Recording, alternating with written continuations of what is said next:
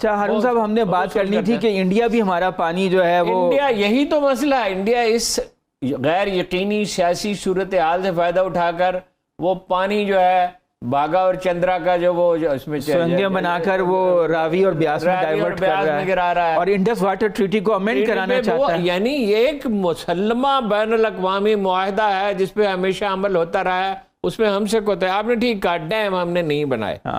ये इंडिया हमारे खलिफशार का फायदा उठाना चाहता है। आपके पास पानी भी होता, आपके पास 1 अरब यूनिट ज्यादा बिजली भी होती, सैलाब भी ना आते।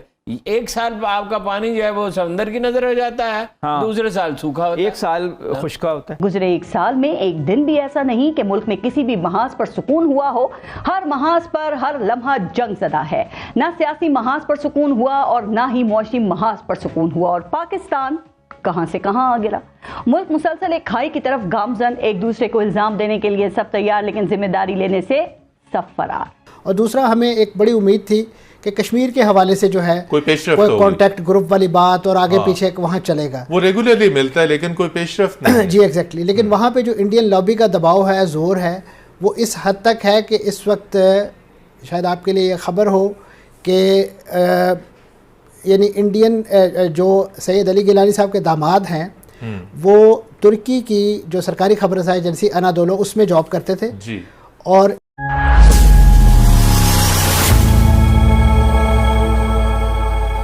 जय हिंद दोस्तों, आपका स्वागत है इंडियन डिफेंडर्स के एक और नए वीडियो में। अब तक पाकिस्तान आटे और चावल के लिए पूरे दुनिया में गिड़गिड़ा रहा था, पर इंडिया के इस कदम के बाद अब पाकिस्तान पानी के लिए भी गिड़गिड़ाएगा। जी हाँ गाइस, आपने सही सुना, क्योंकि इंडिया ने डिसाइड कर लिया है कि इंडस वाटर ट्रीटी को मॉडिफाई करेगा। जैसा कि आप लोग जानते होंगे या फिर आप लोगों ने न्यूज में देखा भी होगा, और नहीं देखा फिर भी मैं इस वीडियो में आपको बता देता हूँ। कुछ महीने पहले ही इंडिया ने पाकिस्तान को कुछ समय दिया था कि अगर आप हमारे साथ टेबल पे बैठ के बात नहीं करेंगे तो हम इंडस वाटर ट्रीटी को मॉडिफाई कर देंगे अपने मुताबिक। और इस बात से पाकिस्तानी मीडिया में बौखलाहट मच गया था। पूरी दुनिया में इंडस वाटर ट्रीटी का मिसाल दिया जाता है, यह सबसे कामयाब ट्रीटी है 2 कंट्रीज के बीच। पर अगर आपके बगल में पाकिस्तान जैसा देश हो तो आप उसे क्या ही एक्सेप्ट कर सकते हैं। और इसी बात को लेकर पाकिस्तानी मीडिया घबराई हुई है। तो गाइस, आज की वीडियो हमारी इसी टॉपिक पे है, तो उम्मीद है आप इस वीडियो को एंजॉय करेंगे। तो गाइस, वीडियो शुरू करने से पहले एक इंडियन को आपके सपोर्ट की जरूरत है, तो प्लीज इस चैनल को सब्सक्राइब कर लीजिए। मैं आपसे मिलता हूँ वीडियो के लास्ट में। इंडियन एम्बेसी के शदीद दबाव के नतीजे में तुर्की मजबूर हुआ है उनको अब जॉब से निकालने पे।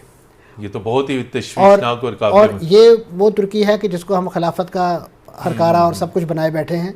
तो ये इंडियन इन्फ्लुएंस है, उसको हम काउंटर नहीं कर सके ना ओआईसी के लेवल पे, और भारत ने ये असर और रसूख तुर्की के ऊपर इस्तेमाल किया है।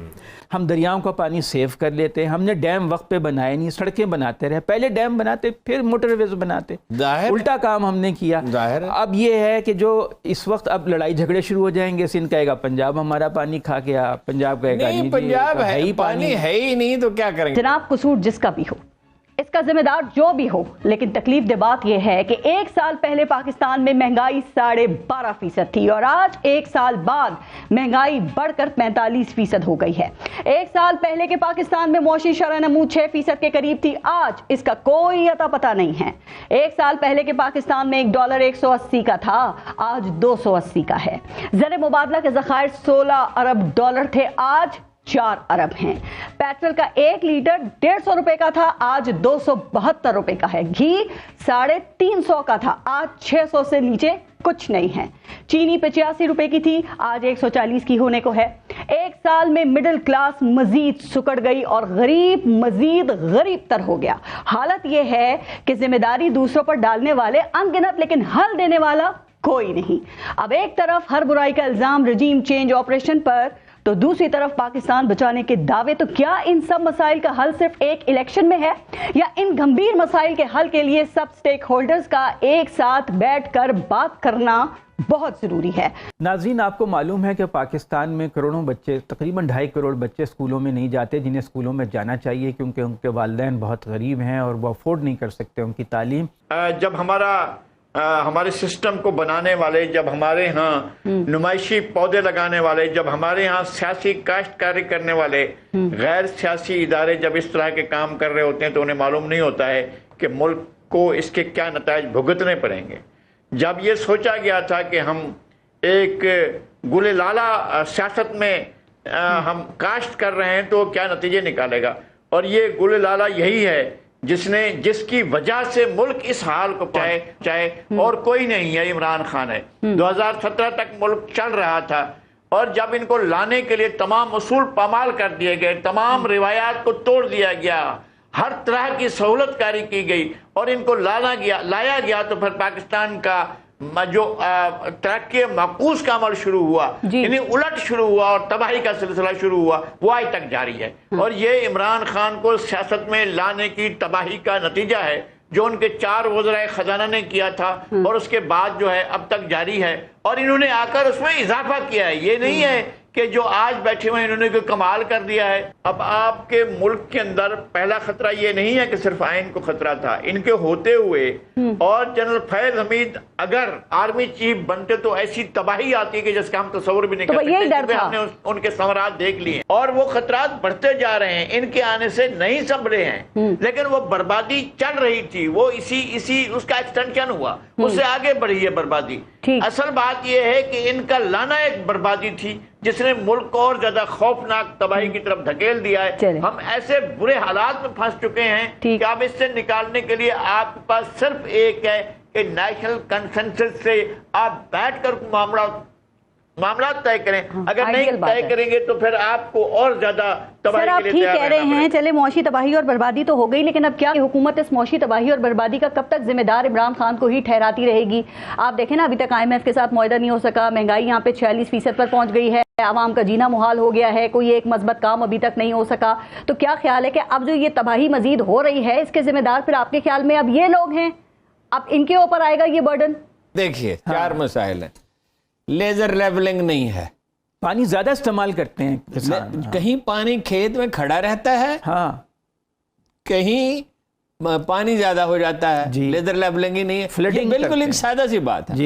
बीज ठीक नहीं है, बीज अरसा हुआ 39 लाख गांठें, 49 लाख गांठें, 49 लाख है इस साल कपास की, 1.5 करोड़ तक होती रही है। क्या हुआ भाई? 1.25 करोड़ तक भाई जाहिर है आप अपना सैलाब आ गए ना, बारिशें हो गई बहुत ज्यादा। नहीं जी, पिछले साल कौन सी 74 लाख 74 लाख थी, तो 1.5 करोड़ से 74 लाख कैसे हो गई? बढ़नी चाहिए ना। तो बीज नहीं बना रहे। अच्छा, वो छोटे किसान का इन्हिसार है आड़ती पे, वो सूद पे उसको पैसे खाद महंगी देता है, बीज महंगा देता है, फसल सस्ती खरीदता है। फिर पानी का आप ये देखिए कि आप लाइनिंग नहीं कर रहे किसान। अच्छा, पानी का जो है ये मियां अमर महमूद के ताबन से उन्होंने खुद ने तजर्बा किया, 6 देहात में 80 से 120% पैदावार बढ़ी है। इसी तरह राना नज़ीर साहब हैं हमारे, MNA रहे हैं, 3, 4, 5 दफ़ा वजीर भी रहे हैं। उन्होंने एक सिस्टम बनाया अपने इलाके के लिए कि खाद और बीज और पेस्टिसाइड जो है ना कीमतें खरीद पे ले जाएं। लेकिन आजकल मेरा ख्याल है डॉक्टर साहब जो ज़माना है वो है पॉलिटिकल डिस्कोर्स कैसे क्रिएट करना है, नैरेटिव कैसे बनाने हैं, शॉर्ट टर्म पॉलिटिकल ऑब्जेक्टिव्स कैसे अचीव करने हैं और अपने आप को पॉपुलर कैसे करना है। आजकल देखिए डॉक्टर साहब आप हिस्टोरियन है, आपका मुकाबला है टिकटॉक वालों से, ठीक है? वो ही है exactly. What can I do भाई, व्हाट कैन आई डू? तो जो टिकटॉक पे देखें, आपकी किताब तो पढ़नी है, किसी ने जाके लाइब्रेरी में पैसे ला के 2000 दी, ठीक है? तो टिकटॉक फ्री लबनी है, उसमें जो है वो उन्होंने ऐसी की तैसी हिस्ट्री की कर देनी है और आपने कहना है ए देखो की होया, मैं ये किताब लिखना, मैं ये लंबा रिसर्च आर्टिकल लिखना। तो बस आज की वीडियो यहीं खत्म होती है। उम्मीद है आप इस वीडियो को एंजॉय किए होंगे और अगर आप इस चैनल पर नए हैं तो प्लीज इस चैनल को सब्सक्राइब कर लीजिए। आपकी सपोर्ट की जरूरत है इंडियन को। मैं आपसे जल्दी मिलूंगा ऐसे ही किसी नए वीडियो में, तब तक के लिए बाय गाइस, जय हिंद।